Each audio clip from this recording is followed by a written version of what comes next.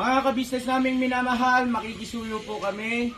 Naglalambing po kami sa inyo. Kung maaari po sana ay pakisuportahan natin Analisa Reality Vlog. Analisa Reality Vlog. Hello mga kababayan, kumusta po kayo? Welcome po ulit sa aking YouTube channel, Analisa Reality Vlog. Of course, ako'y masaya at magbibigay po ako ng aking reaksyon, sariling opinion po. Dahil kinonfirm na ni Ka-Business kung kanino ang White House na yon, pero meron siyang ipinangalan doon sa bahay na yon. Pero bago yon, syempre, maraming salamat po sa patuloy na suporta. Welcome po mga bagong pasok sa aking YouTube channel, bagong subscribers, maraming salamat po. At yung mga datihan na riyan, maraming salamat din po sa patuloy na pagsuporta ninyo sa akin, panunood ng aking mga ginagawang reaction video. Sana po meron kayo natutunan at share lang din po kayo kung ano yung mga sarili ninyong mga opinion, mga idea about dito sa kila Ka-Business, about sa ina-upload nila mga video. And also, nagre-react din ako dito kay Daddy Frankie. Paminsan-minsan kay Commander ni Marcos at saka kay Marcos TV channel. So yun, kayo ba ay masaya lahat? Siyempre, ako na sumagot. By the way, sorry, huwag niyong kalilimutan, patuloy lang ang suporta Ka-Business Official, Ka-Business Family, Papa Dins TV, Young Russell, Thinking Buddy, and yung mga kasamahan ko pong mga reactors dito sa Ka-Business Official. At shoutout na rin po sa mga lahat, lagi na riyan, Ate Marilyn, mag-iingat ka po lagi, ha? Ang kalusugan natin ay ating kayamanan. So, ganun po. Ngayon, ito na. Sobrang wala man ako dun sa sitwasyon na yon, pero masayang-masaya po ako sa naging yung sinabi ni Ka-Business na yung bahay na yon pala talaga na question mark pa sa atin dati ay parang nga talaga sa Kagwang. So ang tinawag ko nga doon dati is White House, pero ang pangalan ni Ka-Business, ang binyag na doon sa bahay na yon is Ka-Business Camp Big Falcon. Ni-research ko yung Falcon, isang uri pala siya ng ibon na matulis yung nguso. So, ang simbolo or yung falcon na yan, yung ibon na yan, it symbolizes ang focus, yung intelligence ng tao at saka yung speed. So, ibig sabihin, relate sa ginawa nila Ka-Business, yung focus talaga sila sa kanilang ginagawa. Yung iba kasi din nila napapansin marami silang pinagdaanan yon bago nakuha. Maraming mga negative comments na mga bashers doon na kay show. Yung alam na natin, yung parang nauumay na sila na puro katatawanan na lang. Marami, di ba? O ngayon, anong naging resulta? Yun pala, mayroon sila behind kapaki-pakinabang na ginagawa. At yung nagsasabing walang bahay yung mga Kagwang, so meron na. Meron silang matitirahan na at hindi lang yan. So, itong Big Falcon na to, na-imagine ko siya na parang, di ba sila Kuya Bal, mayroong White House. So, itong Ka-Business Camp Big Falcon, siguro sa isip-isip ko, yung imagination ko naglalakbay na ito yung magiging tanggapan nila kung halimbawa may mga pupunta doon ng mga lalapit ng tulong, kailangan ng tulong, doon na pupunta at nandoon yung mga Kagwang. Basta parang magiging headquarters yung dating. Diba? Masarap pupunta roon. Kailan kaya? sobra akong masaya para sa Ka-Business family. Kasi meron na pati sa mga Kagwangs. Tapos, yung Falcon na yan, inaral ko talaga siya, tinignan ko pa siyang, kasi first time kong marinig yan, sa totoo lang, yung Falcon. First time ko siyang, ano kaya yun? So, maliban sa nagsisimbolo siya ng focus, intelligence, at saka yung speed, alam naman natin ibig sabihin ng mga words na yun, tinignan ko talaga, nag-research ako So, yung Falcon also, it symbolizes the nobility, power, and status. Ang tindi ng mga dito, ang tindi ni Ka-Business. Diba? Nobility, power, and status. So, alam na natin kung ano yung mga meaning yan. Hindi na kailangan na-explain pa. So, stand strong Ka-Business Official. Kahit na Marami kayong pinagdaanan, nandoon na sobra yung mga negatibong komento sa inyo. Ang iba nga, di ba, naumay tapos may nag-unsub na. Pero ngayon, thank you Lord, thank you sa mga viewers, thank you sa mga totoong naniniwala sa Ka-Business Official na nandyan lang sila, nakasuporta. Naiiyak ako dahil nga sa achievement na yan, nakamit ng Ka-Business Official, hindi niya talaga pinabayaan yung mga kagwangs. Pamilya talaga. At aside from that, sandali lang, na-overwhelmed ako sa totoo lang mga ka-business para doon sa nakita ko, laking bahay eh. Grabe, na-imagine ko lang talaga basta hindi lang magbago ng ugali yung mga kagwangs, intact sila, kahit ano pang mangyari basta kahit anong mangyari, andun sila. Ang ganda ng buhay nila sa Ka-Business Official. Huwag kayong magbabago mga kagwangs. At maliban doon sa Big Falcon na yan, na bahay, na White House nila Ka-Business, meron pang another blessing. Kasi nandoon na shoutout po kay Sir Wakiwak TV dahil maliban sa bumili pa si Ka-Business ng 2 hektaryang lupain na ayon nga sa kanya ay bibigyan din niya ang mga kagwangs ng party doon. Ilan ang kagwangs niya? 6 ba kasama si Bong? Basta ganun. Maliban doon, si Wakiwak TV, magbibigay din siyang tigo 100 square meter para doon sa mga kagwangs. Grabing blessing, mga kagwangs. Kaya huwag niyong sasayangin yan dahil nandyan na kayo sa Ka-Business. Pamilya na kayo talaga, as in. Mapapasana all na lang ako. Pero huwag kayo magbabago, huwag lalaki ang inyong mga ulo. May future na yung mga anak niyo dyan. So, walang tatalikod sa Ka-Business family, sa Ka-Business Official. Tuloy-tuloy, nandyan na kayo eh. Siyempre may lupa na, sunod na pag-iipunan nyo naman, pa isa-isa magkakaroon kayo ng bahay dyan.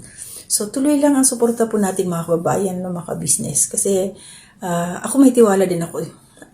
Buong tiwala ko sa Ka-Business na lahat yan step by step, may proseso. Kaya tayo mga manonood, bashers, huwag tayong mainip.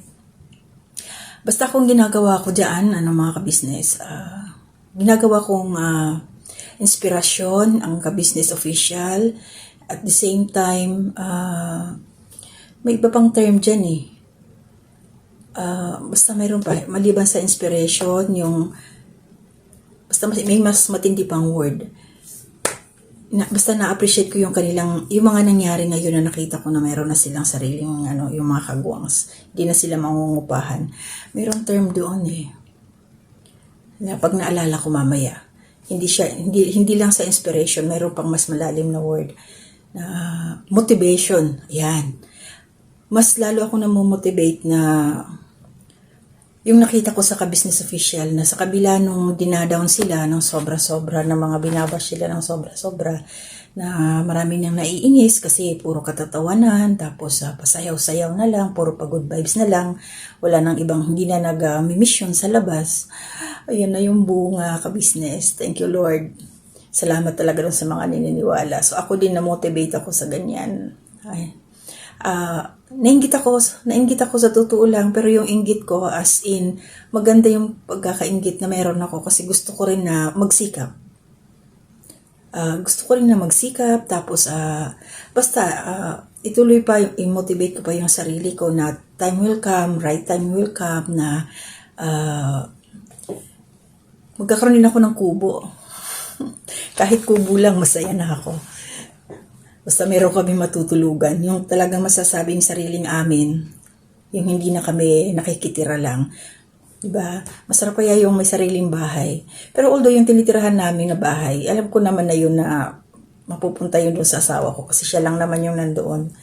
Sa nanay naman niya yun. Pero iba pa rin talaga yung pinaghirapan ko to. Yung mga ganun ba? Sarap sa pakiramdam yung mga ganun.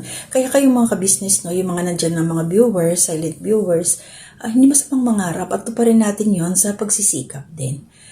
Instead na magbash tayo na magsabi tayo ng mga negatibo sa ating kapwa, gawin nyo silang salamin, gayahin, na-improve ang ating mga buhay. Diba? Sana kung lahat tayo ay positibo ang pananaw, walang mahirap sa Pilipinas. Basta masipag lang, di ba? Diyos ko Lord, sana all talaga. At na-imagine ko din, halimbawa, nandun na sila sa Bulacan, tapos farm, daming mga, sarap tumira sa mga ganung, tahimik na lugar. Sariwang hangin. Diyos ko, how I wish, God willing, na dumating yung time na makapasyal din ako doon sa ka-business house, dyan sa Big Falcon. God willing, mga inshallah. So, hanggang overwhelmed pa rin ako mga ka-business, no? So, yun lang, basta, tiwala lang tayo. Gawin natin silang inspirasyon, motivation. Tapos, ayan. So, tama na yung bashing ha. Nakita na natin yung resulta. Kasi the more na nagdadown tayo, nag-negative tayo, tayo ng hindi magandang salita sa isang tao, the more na ginagawa nilang lakas, energy, para mas lalong magsikap. Diba? Yun ang Diyos ko. Thank you Lord. Thank you silent viewers. Thank you viewers, subscribers, yung mga nakasuporta dyan sa ka-business official. 480k. Paabuti naman natin ng 1 million. Inshallah. Diba? Excuse me. Laban lang tayo sa buhay.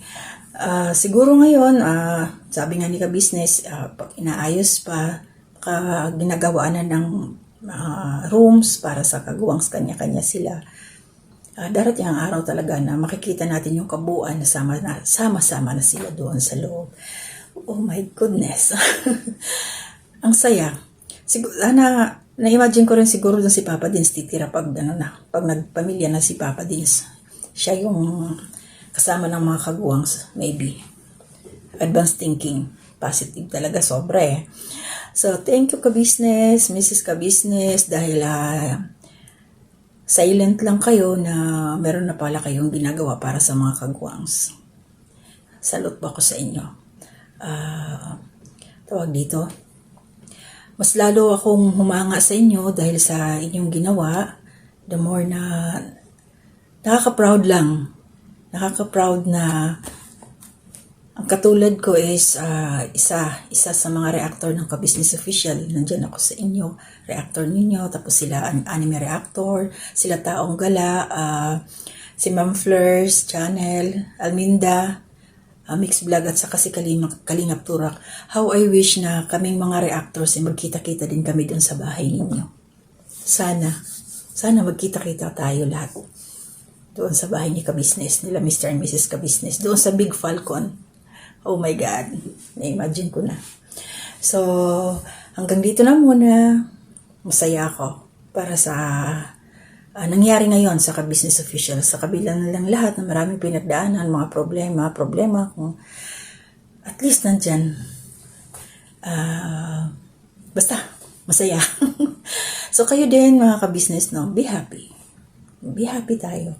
Kung ano man mga nandiyan mga problema, tawanan na lang natin, gawa ng solusyon. Wag nating tulugan yung problema or wag tayong dumikit sa problema. Harapin natin and move on, di ba? Ganun lang yun.